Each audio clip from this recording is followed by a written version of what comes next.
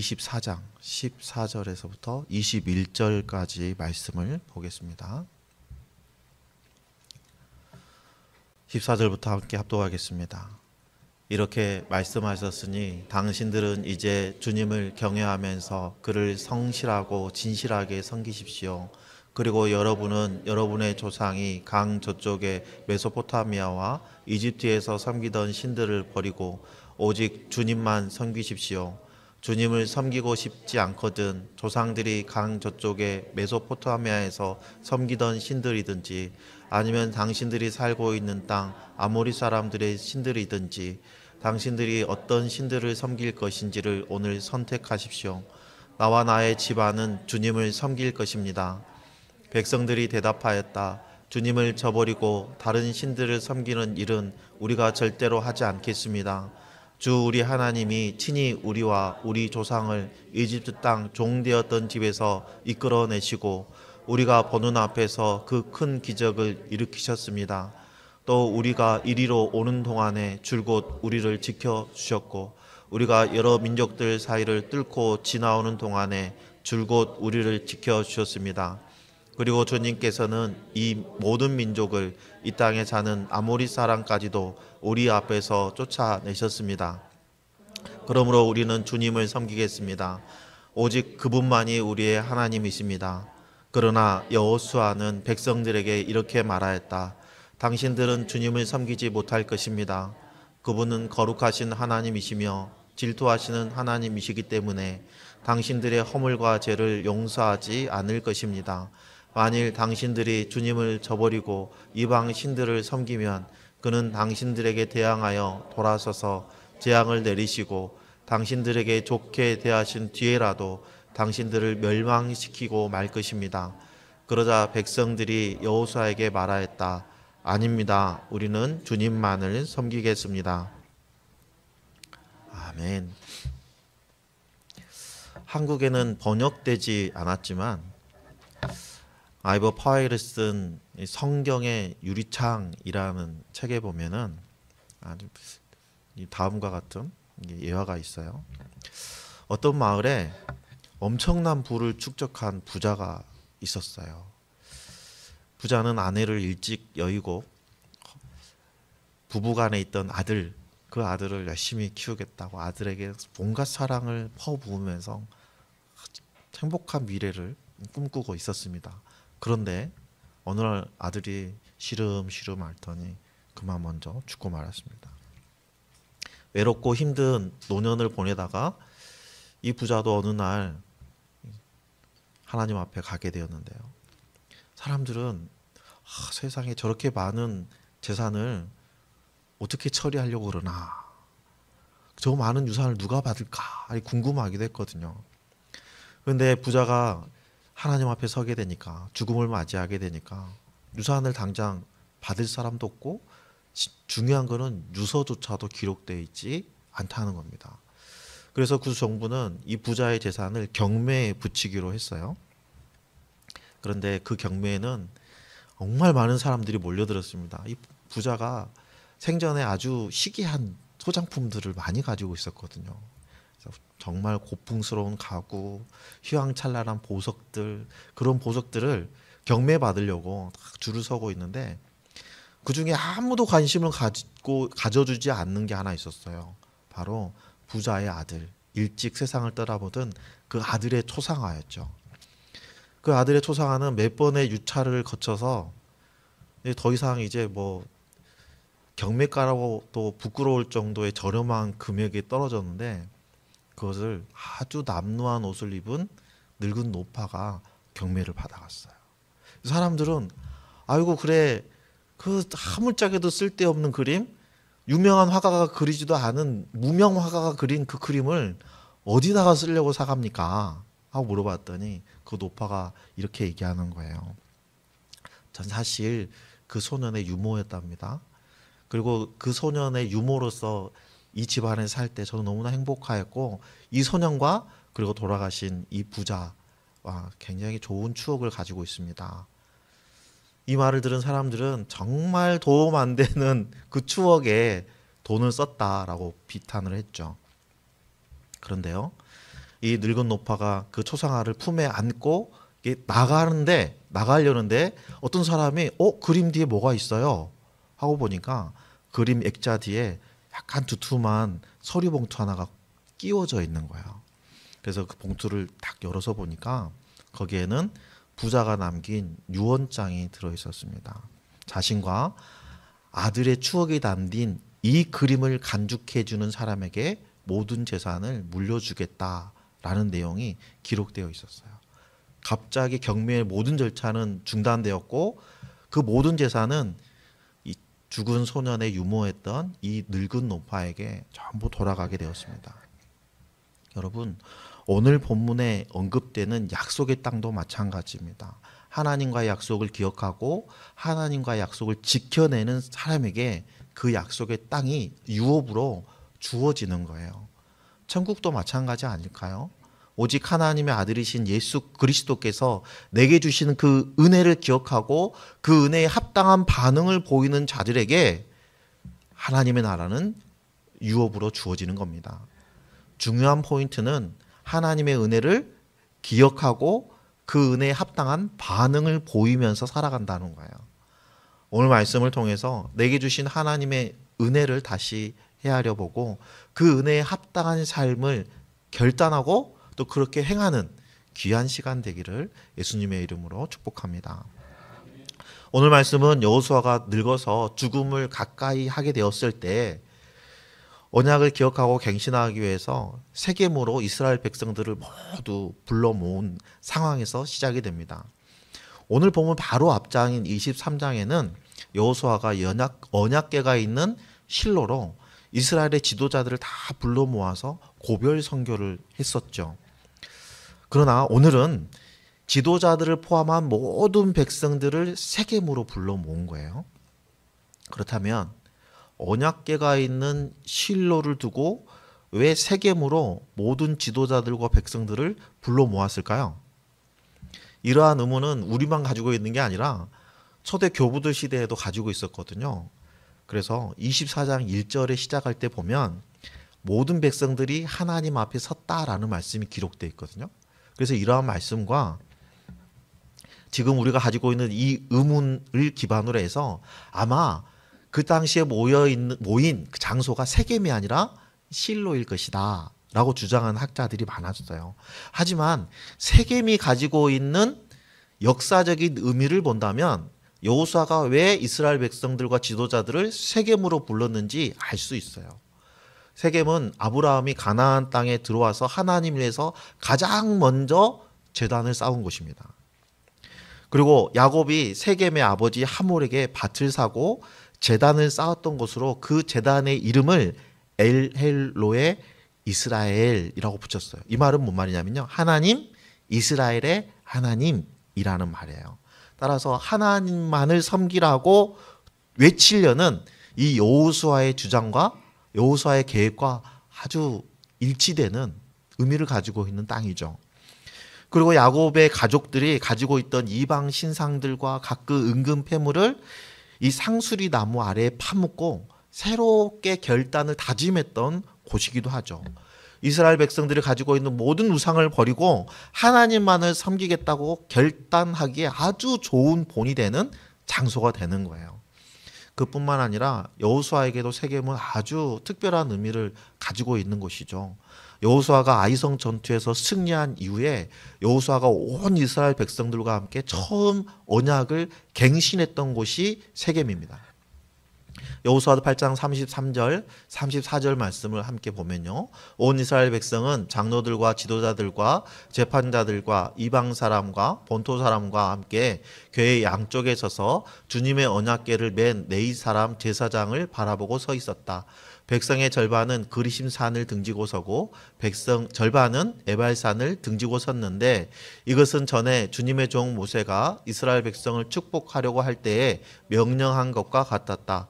그 뒤에 여호수아는 율법 책에 기록된 축복과 저주의 말을 일일이 그대로 낭독하였다라고 기록하고 있어요. 여호수아가 읽는 율법 책의 말씀을 듣고 아멘으로 화답할 수 있을 만큼의 거리에 떨어져서 이스라엘 백성들의 절반은 그리스산을 등지고 절반은 에벨산을 등지고 서 있었다는 거예요. 지금처럼 음향 시스템이 엄청 발달돼 가지고 큰 장소에서 소리치면 어마어마한 인원들이 아멘으로 화답할 수 있는 그런 시대가 아니잖아요. 육성으로 소리칠 수 있는 거리에서 들을 수 있을 만한 거리를 일격해서 두 산을 등지고 서 있을 수 있는 장소, 그 장소가 세겜이에요. 그리신산과 에발산 사이에 서 있는 이 세겜 북쪽에는요, 에발산, 이 민둥산이라는 뜻을 가지고 있는 이 에발산, 그래서 그 이름처럼 바이산이 있었고요. 세겜 남쪽에는 그리심산이 있었는데 울창하고 푸르른 모습을 자랑하는 산이었어요. 혹시 지도가 있나요? 지도를 안 띄워놨나요? 네. 이런 역사적인 의미를 가지고 있는 세겜 땅의 백성들을 불러 모아서 여호수아는 언약을 갱신하려고 하는 거예요. 이 언약 갱신은 하나님의 은혜를 기억하는 백성들을 마땅히 보여줘야 될 합당한 반응인 거죠. 여호수아는 아브라함의 아버지 데라가 유프라테스 강 저편에서 거주할 때 가나안 신들을 섬겼던, 우상을 섬겼던 이야기부터 시작해서 이스라엘의 역사를 쭉 서술합니다. 하나님께서 아브라함에게 이삭을 주셨고 이삭에게는 야곱과 에서를 주었는데 야곱의 후손들은 가뭄의 흉년을 피해서 애굽으로 내려갔고, 하나님께서는 모세와 아론을 보내서 애굽에서 압제당하고 있는 이스라엘 백성들을 이끌어내셨어요.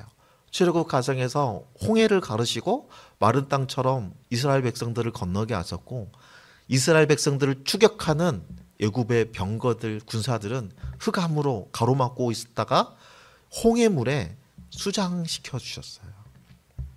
그리고 시내산에서 언약을 맺은 이후에는 광야에서 40년 세월 동안에 이스라엘의 하나님이 되어 주셔서 그들을 보호하시고 인도하여 주셨어요.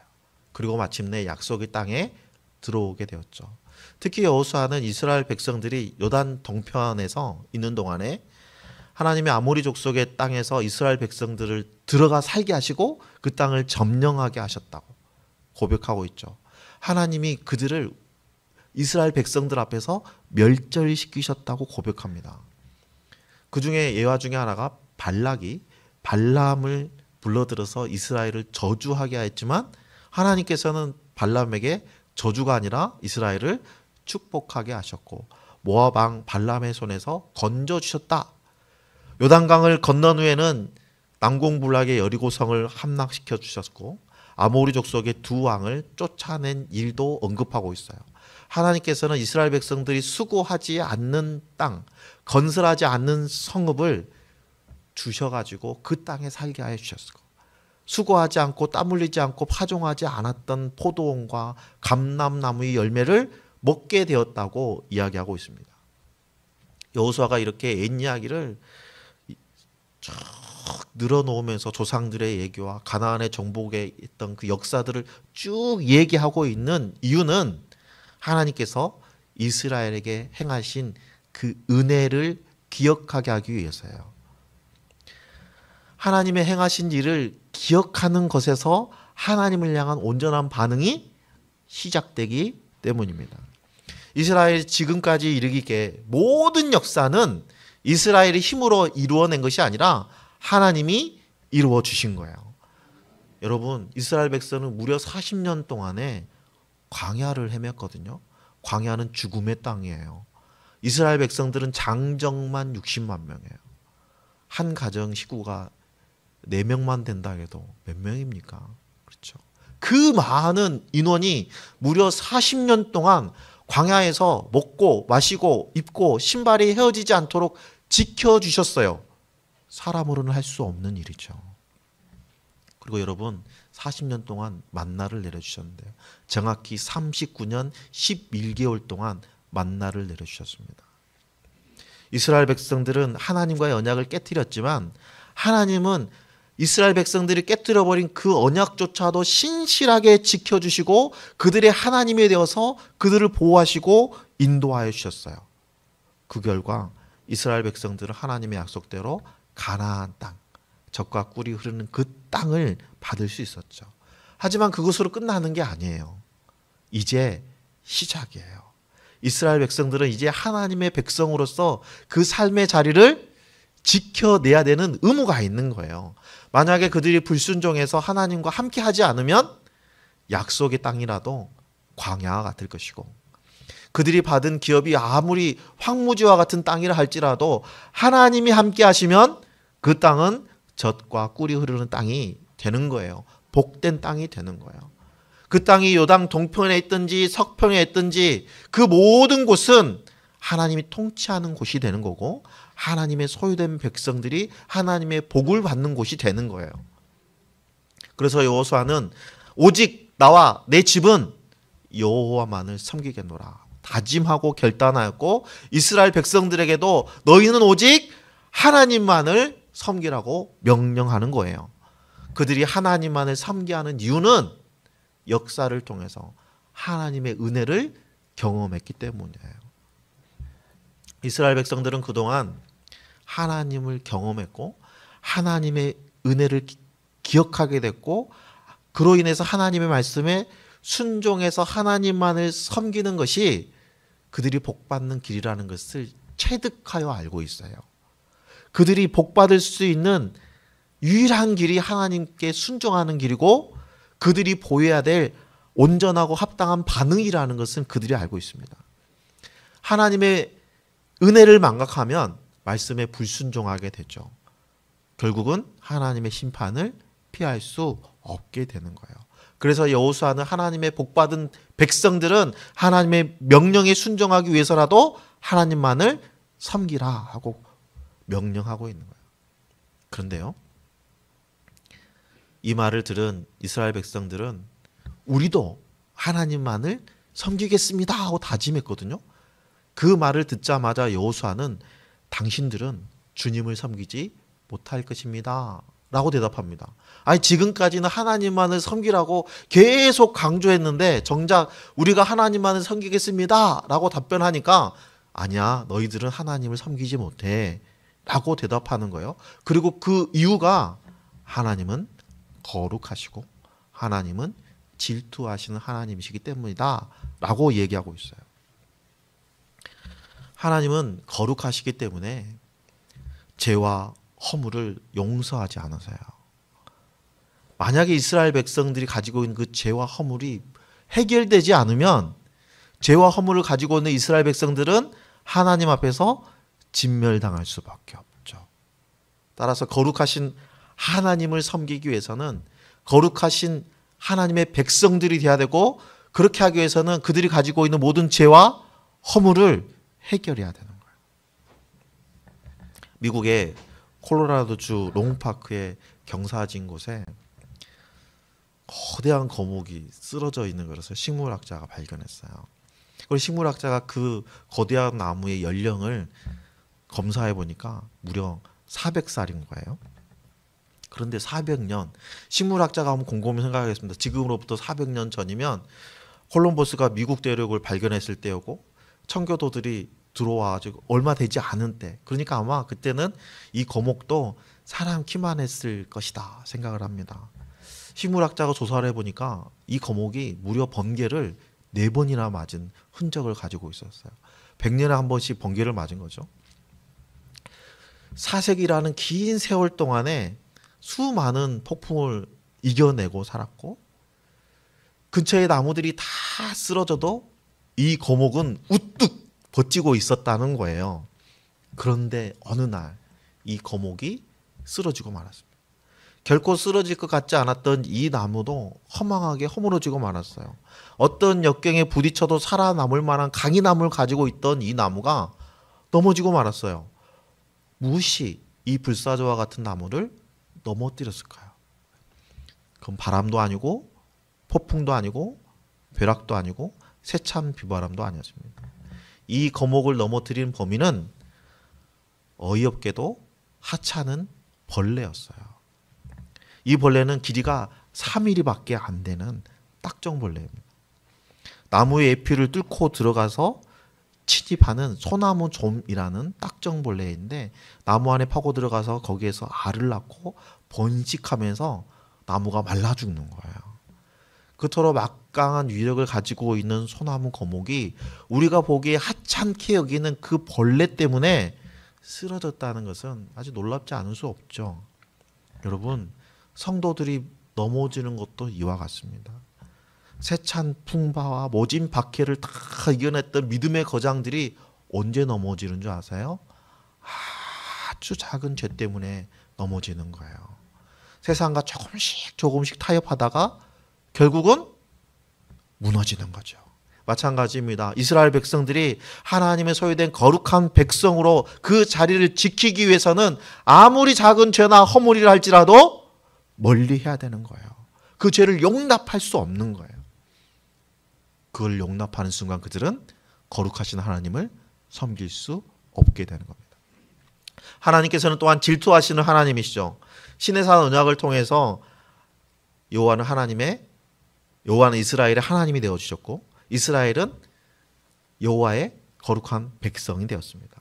이스라엘 백성들은 언약을 통해서 하나님의 신부가 되었어요. 그렇다면 어떤 의무를 가지게 되죠? 신랑이신 하나님만을 섬겨야 되는 의무를 지게 되는 거예요. 다른 신을 섬기지 않고 오직 하나님만을 섬긴다. 이런 말을 들으면 우리가 이런 오해를 할 수 있어요. 어떤 신상, 눈에 보이는 어떤 신상과 하나님을 선택하는 거라고 우리가 오해할 수 있거든요. 그런데 우리가 다른 신을 섬긴다는 것을 현대적으로 다시 해석해 본다면 사람들이 신뢰하고 의지하는 대상이 신이에요. 여러분, 하나님만큼 또는 하나님보다 더 의지하는 대상이 무엇이 있을까요? 현대는 하나님의 말씀보다 과학을 더 신뢰합니다.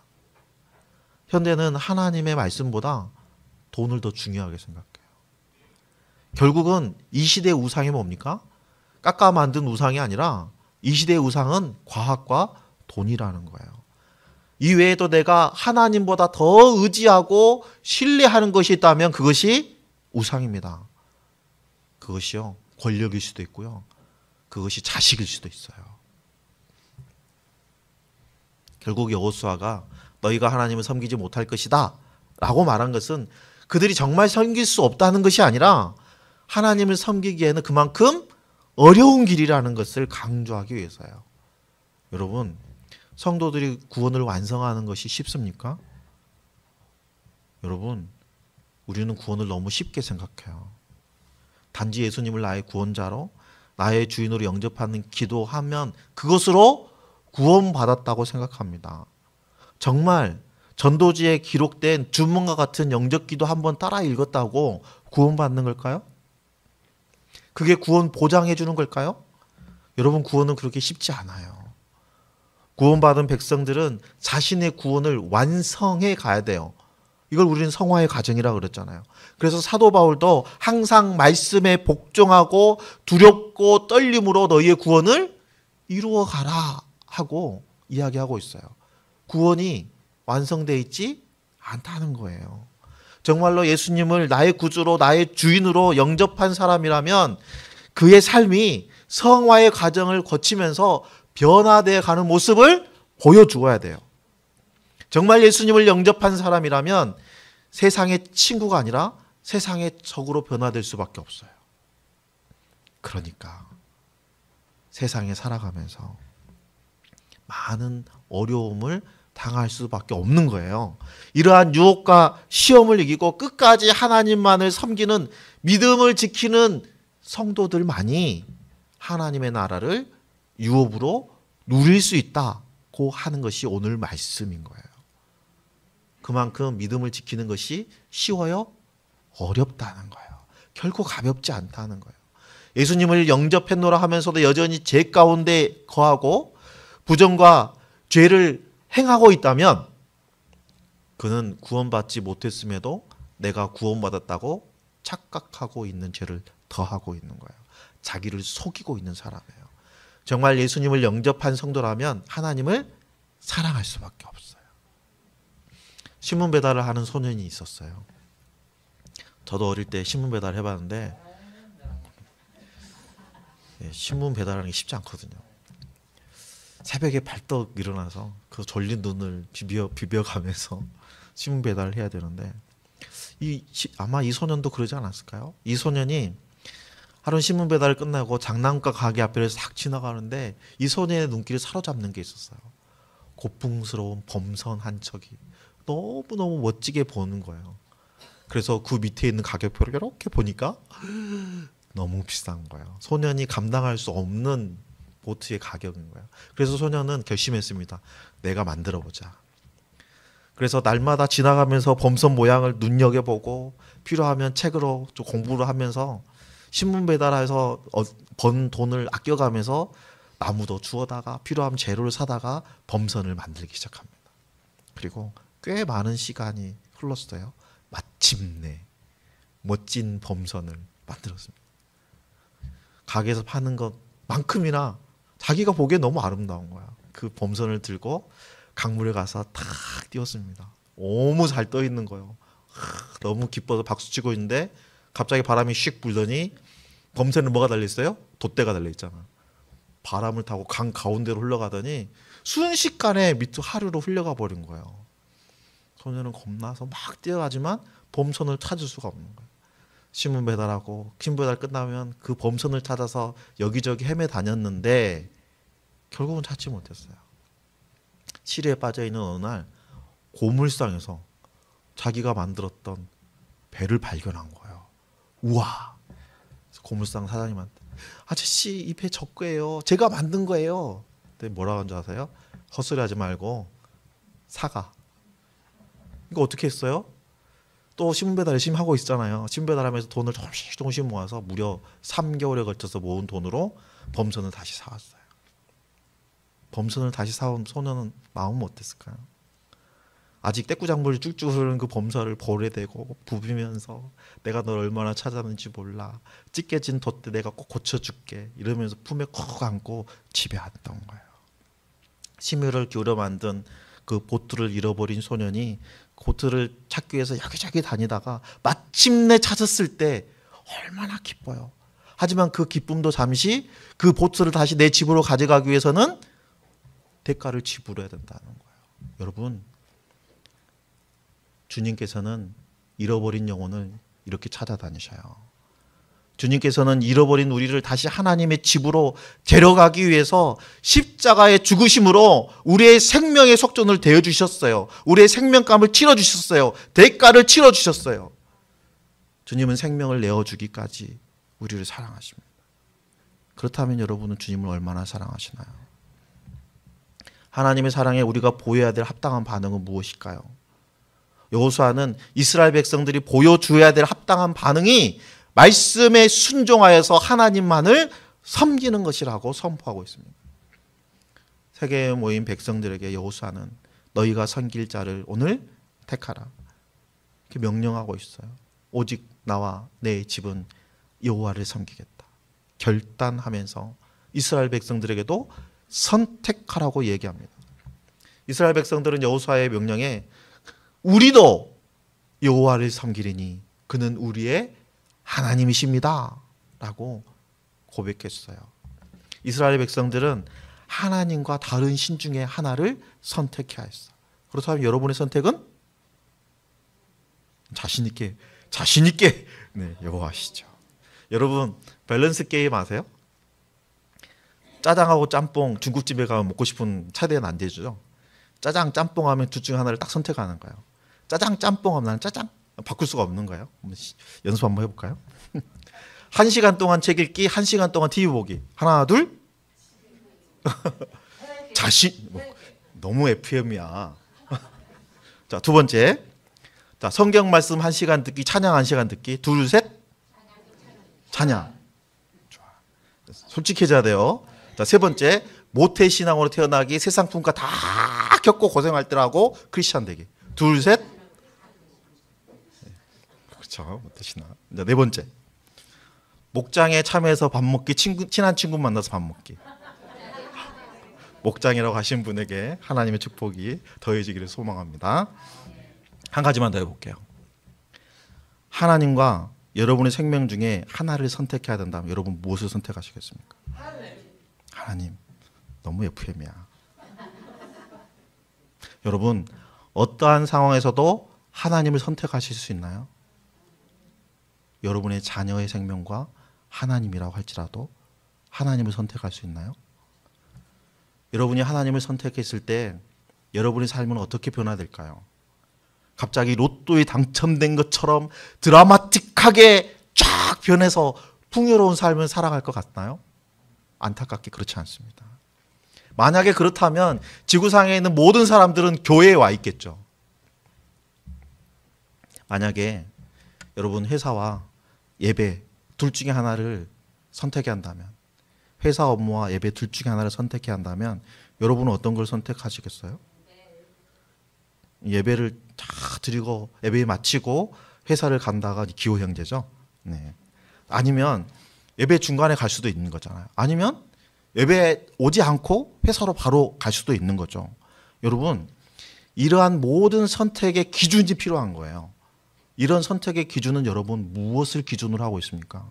여러분의 선택의 기준이 하나님이십니까? 아니면 여러분이 소중하게 생각하는 다른 그 무엇입니까? 여러분은 하나님과 다른 것 중에서 하나님을 선택했을 때 하나님이 채워주시는 은혜 경험해 보신 적 있으신가요? 여러분이 하나님의 말씀을 기준으로 해서 어떤 선택을 하였을 때 우리가 생각하는 것처럼 하나님이 세상적인 방법으로 보상해 주지 않으실 때가 훨씬 더 많이 있습니다. 그러나 여러분 하나님이 가장 중요하다고 생각하는 사람은 어떤 그 선택으로 많은 것을 잃는다 할지라도 하나님을 선택하는 것을 망설이지 않아요. 하나님을 선택하면 반드시 포기해야 되는 것이 있어요. 마치 우리가 했던 밸런스 게임처럼 우리는 하나님과 다른 것 중에 하나를 선택해야 되는 거예요. 이러한 선택에서 실패하지 않으려면 우리는 하나님과의 관계가 온전해야 합니다. 하나님과 관계가 바로 선 사람은 어떤 유혹 앞에서도 오직 여호와 하나님만을 섬기겠다는 그 결단이 변하지 않습니다. 오늘 우리 교회는 25-1기 생명의 삶 공부를 시작합니다.